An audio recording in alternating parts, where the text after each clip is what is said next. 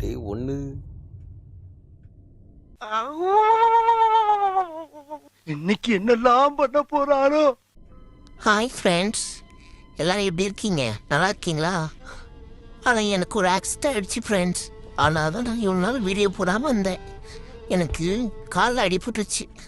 அதனால தான் அப்புறம் நீங்கள் கேட்பீங்க, காலில் தானே அடிபட்டுது, வாய் நல்லா தானே இருக்குது, வீடியோ போட வேண்டியதானே. ஆனால் நிறைய காட்டுங்க இருக்குது ஃப்ரெண்ட்ஸ். தலைவா என்ன சொல்கிறீங்க? அடிபட்டுச்சா?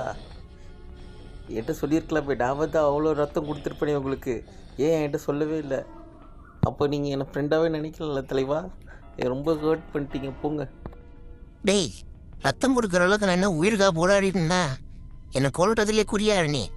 அப்படிலாம் இல்லைடா, லைட்டாக தானே அடி போட்டுது, நடக்க தானே முடியல கொஞ்சம் லைட்டாக, மற்றபடி எல்லாம் ஓகே தான்.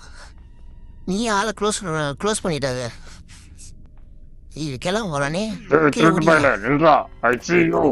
எனக்கு தெரிஞ்ச அந்த ஆளுக்கு வரமாட்டான்னு நினைக்கிறேன். இருங்க, இங்கேயும் வெயிட் பண்ணி பார்க்கலாம்.